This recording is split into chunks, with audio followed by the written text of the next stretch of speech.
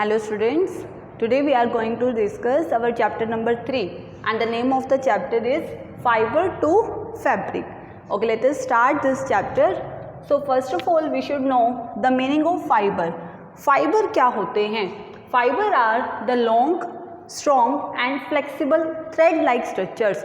Long का मतलब लंबे, ठीक है, strong का मतलब मजबूत एंड फ्लेक्सिबल, फ्लेक्सिबल मतलब जिसको आप आसानी से मोड़ सकते हो, ठीक है, किसी भी शेप में उसको आप कन्वर्ट कर सकते हो. थ्रेड लाइक स्ट्रक्चर मतलब धागे के जैसे स्ट्रक्चर्स होते हैं. Which are use to make fabric, जो फैब्रिक बनाने में यूज होता है. Now what is the meaning of this fabric? Fabric का मतलब अ पीस ऑफ क्लॉथ. तो हम थ्रेड लाइक स्ट्रक्चर फाइबर से क्या बनाते हैं? We made fibre fabric from the fibre, मतलब छोटे छोटे धागे जैसे स्ट्रक्चर से हम एक फैब्रिक, एक क्लॉथ बनाते हैं और इस फैब्रिक का यूज़ करके different type of different varieties of clothes, dresses, bedsheet, curtains, मतलब जो भी आप क्लॉथ्स आप अपने सराउंडिंग्स में देखते हैं वो सब कुछ इस फैब्रिक से फिर बनाया जाता है. So let us categorise this fibres. Fibres को हम कितनी कैटेगरी में डिवाइड कर सकते हैं?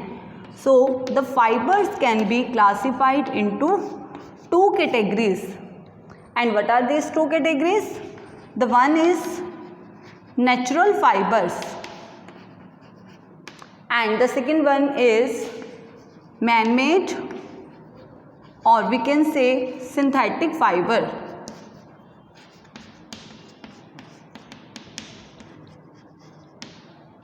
So the first is natural. Natural मतलब प्राकृतिक, कोई भी चीज़ जो हमें नेचर से ऑब्टेन होती है.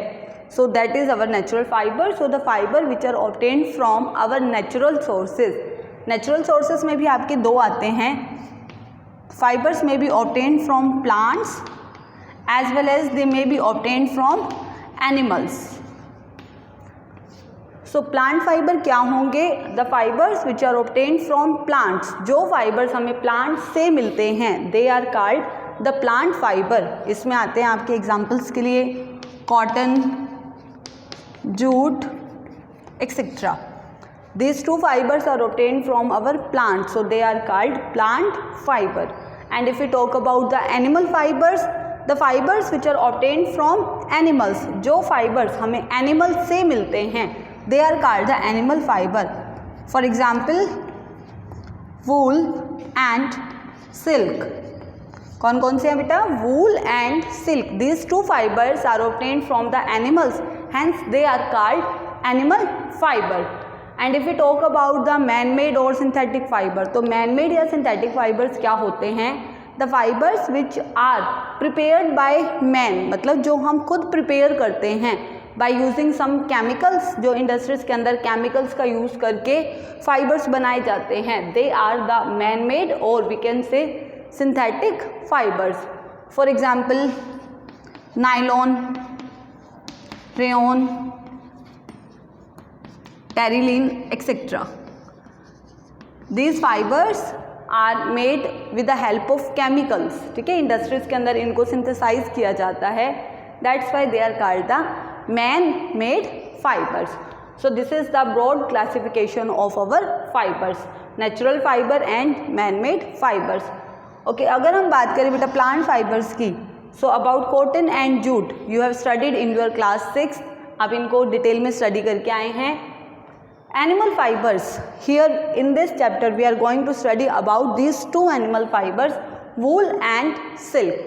And about the man-made or synthetic fibers you will study in your next class, that is in your 8th class science.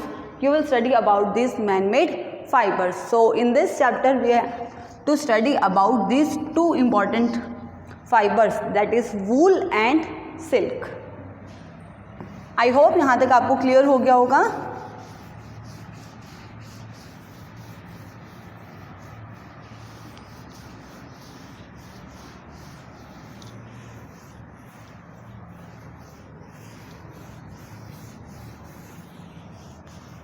Okay, let's start our next topic, that is about our wool.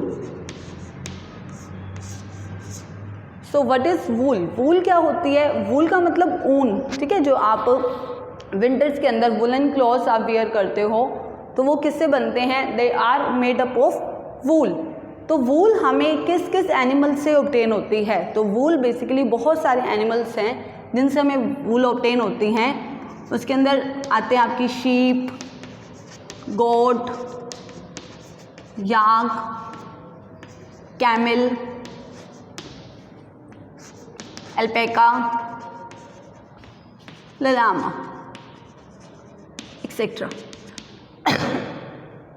These are some animals from which we can get the wool. और इनसे वूल कहाँ मिलती है? जो इनके ऊपर hairs होते हैं, इनकी बॉडी पे जो हेयर्स होते हैं, उन हेयर्स को हम क्या कहते हैं?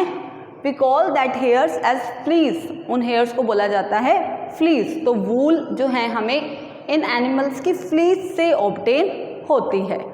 ठीक है, चलिए अब हम बात करते हैं कि जो वूल होती है basically how it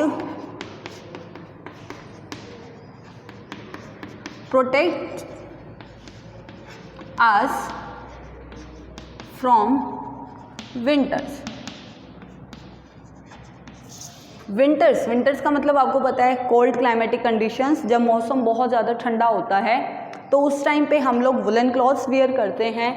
so how this wool protect us from winters, कि विंटर्स से ये जो वूल है वो हमारी प्रोटेक्शन, हमारी सुरक्षा कैसे करती है, हमें ठंड से कैसे बचाती है।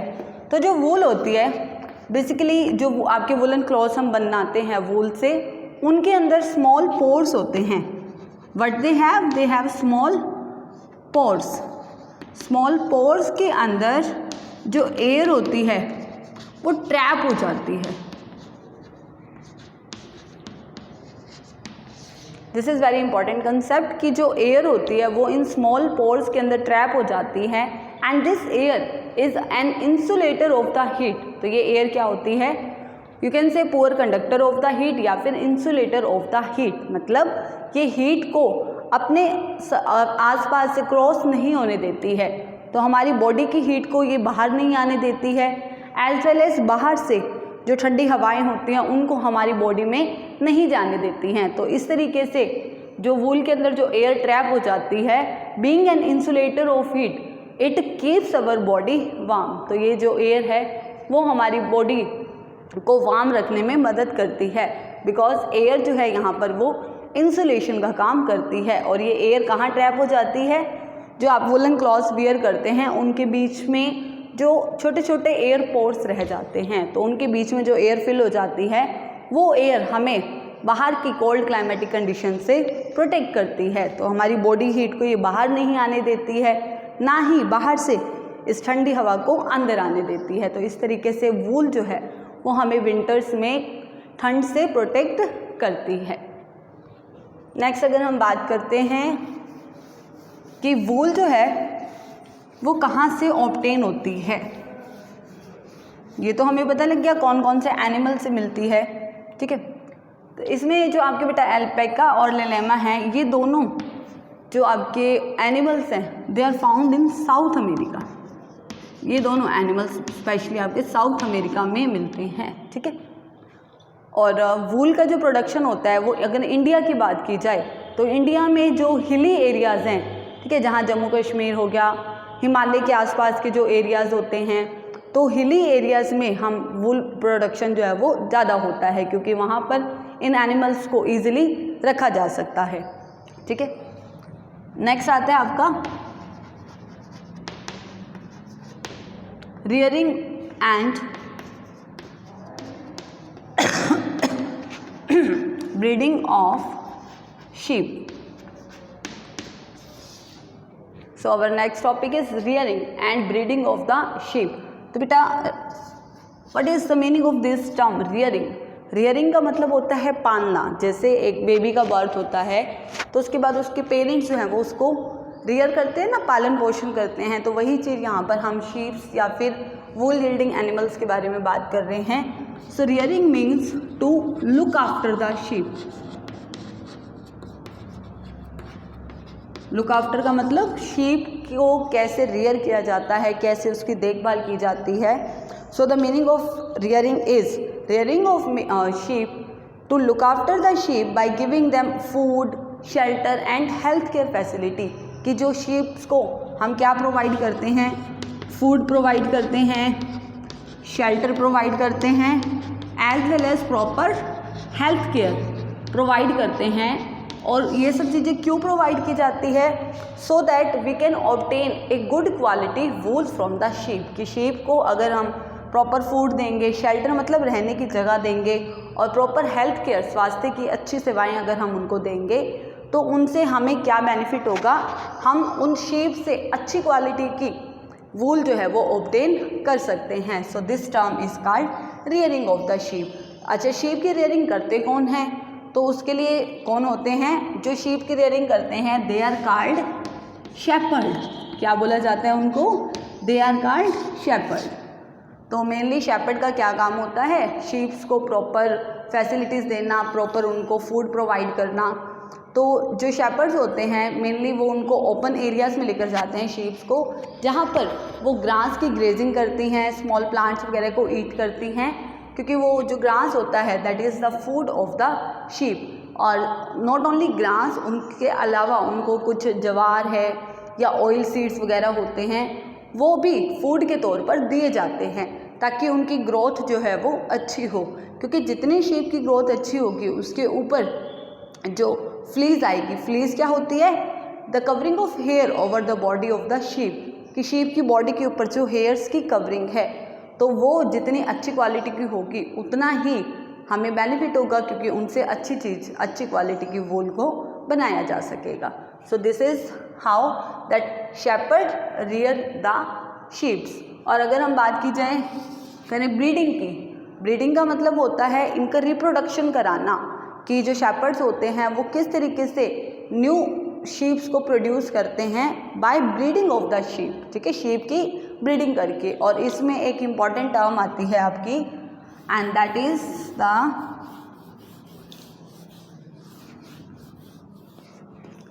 Selective breeding.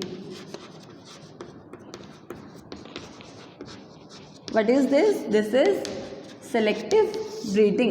Now, what is the meaning of this selective breeding? Selective breeding क्या होती है?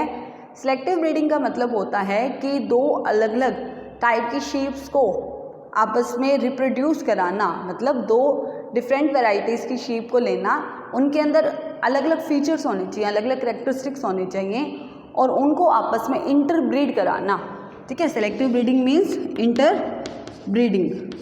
किसकी इंटरब्रीडिंग कराना? Interbreeding of two different type of sheeps, so that जो न्यू शीप आपकी प्रोड्यूस होगी, this will have the varieties of both the, जो भी आपने दो स्पीसीज सेलेक्ट की थी, तो उन दोनों की अच्छी क्वालिटीज़ उस नई शीप के अंदर इंट्रोड्यूस हो जाएगी। और जितनी अच्छी क्वालिटी की शीप प्रोड्यूस होगी उतना ही वूल का प्रोडक्शन जो है वो बेटर होता जाएगा। सो this is called our selective breeding. Means हम खुद करेक्टरिस्टिक्स को सेलेक्ट करके, दो पेरेंट्स को हम खुद सेलेक्ट करते हैं और उनकी इंटरब्रीडिंग करवाते हैं to produce the desired characteristics sheep. Means एक ऐसी शीप को प्रोड्यूस करना जिसके अंदर अच्छे करेक्टरिस्टिक्स इंट्रोड्यूस हो सके। This is called our selective breeding. Next अगर हम बात करते हैं बेटा कि इंडिया के अंदर कौन कौन सी टाइप की जो वूल है वो ऑब्टेन होती है, तो इंडिया के अंदर कई टाइप की होती हैं। इसके अंदर आती है आपकी लोही है, रामपुर बुशेयर है, नाली है, पठानवाड़ी एक्सेट्रा। तो इस टाइप की हमारे पास डिफरेंट टाइप की वूल होती है, लोही, रामपुर बुशेहर, नाली, पठानवाड़ी। तो ये जो है वो अलग अलग स्टेट्स में मतलब इस टाइप की आपकी शीप्स मिलती हैं और उनसे फिर अलग अलग टाइप की वूल को बनाया जाता है। जैसे एग्जांपल के लिए लोही से हम एक अच्छी क्वालिटी की वूल को ऑब्टेन करते हैं और ये कौन से स्टेट से पाई जाती है? It is found in Rajasthan and Punjab. Next बात करें रामपुर बुशेयर की, तो इससे ब्राउन कलर की फ्लीज मिलती है और ये बेसिकली उत्तर प्रदेश और हिमाचल प्रदेश में पाई जाती है। नेक्स्ट जो आपकी नाली है, इससे आपकी कारपेट वूल ऑब्टेन होती है। कारपेट वूल जो कारपेट्स आप देखते हैं, दरियाँ, कालीन वगैरह, वो बनाने के लिए जो वूल की यूज़ होता है वो नाली शीप से ऑब्टेन होती है और ये मिलती है आपको राजस्थान में और हरियाणा में। नेक्स्ट आपकी अगर हम पठानवाड़ी उसकी बात करते हैं तो इससे हमें फाइन जो होजरी क्या होते हैं आपकी जो गर्म सॉक्स होते हैं, ठीक है, जो ग्लव्स वगैरह होते हैं, कैप्स होती हैं, ये आपकी होजरी की आइटम्स होती हैं। तो ये सब किससे बनती हैं? This is made from Pathanwadi sheep और ये कहाँ फाउंड होती है? It is found in Gujarat. इसके अलावा जो एक और है वो आपकी है मारवाड़ी और भाखड़वाड़, मारवाड़ी एंड भाखड़वाड़। तो जो मारवाड़ी है बेटा ये इनसे आपको कोर्स वूल, कोर्स का मतलब होता है जो मोटी क्वालिटी की वूल होती है वो मिलती है और ये मिलती कहाँ है? गुजरात में। और अगर हम बात करें भाखड़वाल की तो भाखड़वाल बेसिकली इनसे वुलन शॉल्स बनाई जाती हैं, जो शॉल्स हम यूज़ करते हैं विंटर्स के अंदर, तो वुलन शॉल्स बनती हैं और ये फाउंड होती है जम्मू एंड कश्मीर में। So these are the different varieties of the breed, मतलब जो ये शीप्स की ही अलग अलग ब्रीड्स हैं और इनसे अलग अलग टाइप की वूल ऑब्टेन की जाती हैं और ये अलग अलग टाइप के स्टेट्स में पाई जाती हैं। So this is the basic of wool. अब हम ये समझेंगे कि हम इन जो चलो शीप्स आ गई हमारे पास, ठीक है, उसकी ब्रीड्स हमें समझ आ गई, तो उनसे वुलन क्लॉथ्स को या वूल को कैसे ऑब्टेन किया जाता है। So there are many processes which are involve in this process. So let us start our next topic.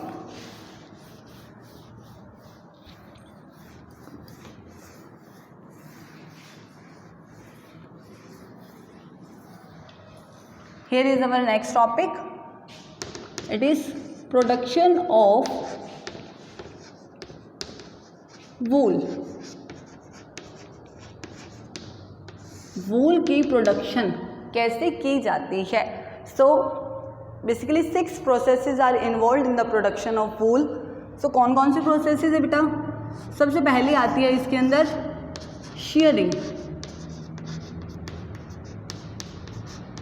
First we should know about this processes, फिर मैं आपको एक्सप्लेन करूँगी। तो सबसे पहले जो प्रोसेस इन्वॉल्व होती है this is our shearing. Second होती है आपकी it is our scouring. First one is shearing, second one is scouring, third one is sorting. Okay, next is our combing, shearing, scouring, sorting, combing. combing के बाद जो अगली आती है this is our dyeing.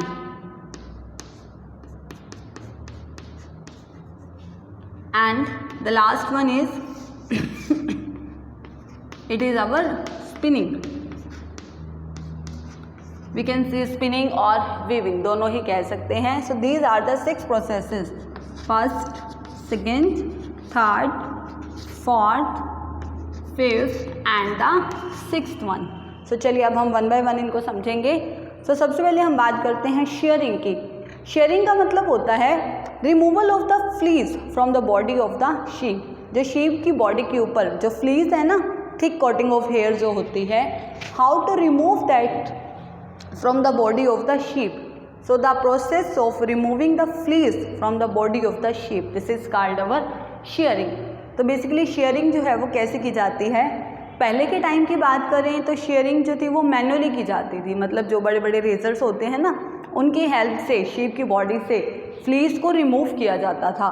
लेकिन आजकल शेयरिंग के लिए और न्यू टेक्नोलॉजीज आ गई हैं, तो by machines, with the help of machines भी हम शीप्स को शेयर कर सकते हैं. जो शेयरिंग की प्रोसेस होती है it is mainly done in the summers, गर्मियों के सीज़न में की जाती है.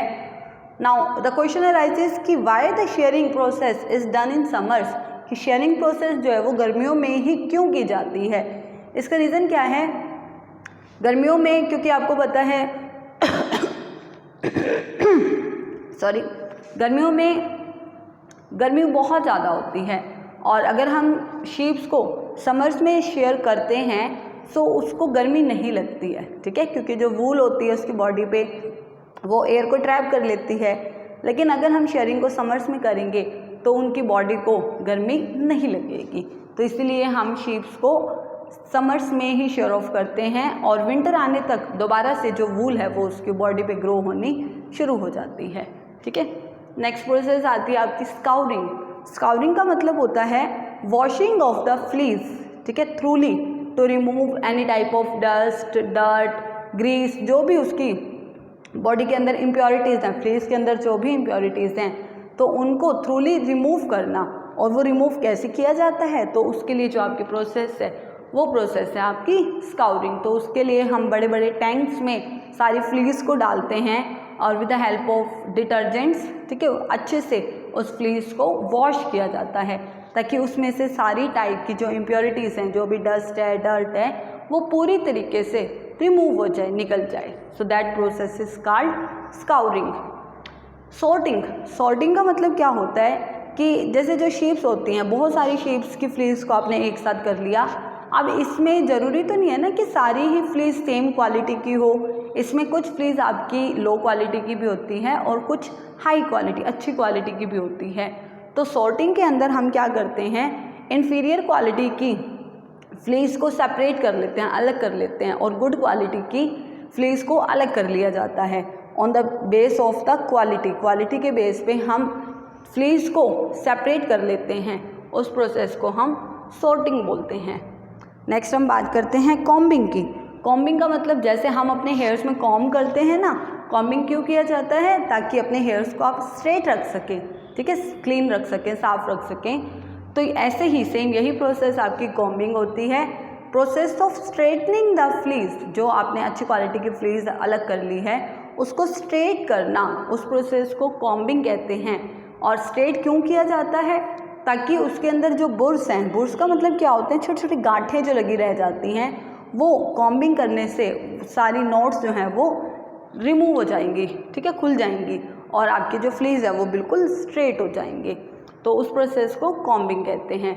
और ये बुर्स को निकालना बहुत इम्पॉर्टेंट होता है। जितने फ्लीज के अंदर बुर्स कम होंगे उतना ही उसकी क्वालिटी जो है वो एनहेंस होगी, उतनी ही उसकी क्वालिटी अच्छी होगी। अगली प्रोसेस आती है डाइंग। डाइंग का मतलब होता है कलर करना, ठीक है। जो आपकी नेचुरल फ्लीज होती है बेटा, वो या तो ब्लैक कलर की होगी या ब्राउन कलर की या फिर वाइट कलर की। लेकिन हम जो देखते हैं वुलन क्लॉथ्स अपने मतलब आप लोग यूज़ करते हो, वो तो डिफरेंट टाइप ऑफ कलर्स की होती है, उसमें तो बहुत सारे अलग अलग कलर्स होते हैं। तो उस जो हमारे पास नेचुरल फ्लीज है उसको डिफरेंट कलर्स में कन्वर्ट करना, उस प्रोसेस को आप डाइंग कहते हैं, जिसमें हम फ्लीज को मनचाहे कलर्स में कलर करते हैं, ठीक है।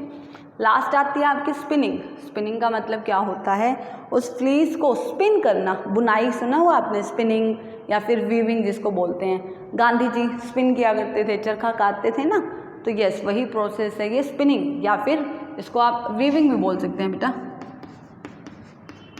तो उसमें हम छोटी छोटी फ्लीज से मिलाते मिलाते एक कंप्लीट क्या बना लेते हैं, वूल का जो धागा होता है ना, ऊन जो बनती है वो बनती जाएगी और उसके बाद उसकी वीविंग कर ली जाती है, बुनाई कर ली जाती है। और बुनाई करके हम various varieties of woollen clothes जो हैं, स्वेटर्स हैं, शॉल्स हैं, ठीक है, आपके हौजरी आइटम्स हैं, कैप्स हैं, तो ये सभी जो भी वुलन आइटम्स हैं वो फिर हम इन फ्लीज को वूल में कन्वर्ट करके फाइनली हम उनको different type of woollen clothes में कन्वर्ट कर सकते हैं, बना सकते हैं। So this is the whole process of production of wool, कि कैसे हमें वूल ऑब्टेन होती हैं। तो कौन कौन सी प्रोसेसेस हमने इसमें समझी हैं, shearing, scouring, sorting, combing, dyeing, spinning and weaving. So these are the 6 important processes which are involved in the production of wool. ये processes wool की production में involve रहती हैं. So this is about that how wool is produced. इसमें chapter में हमारा जो next topic है वो आपका सिल्क है, about which we will discuss in our next video. So then watch this video carefully and to understand about the fibers and animal fibers, that is about the wool. Thank you so much.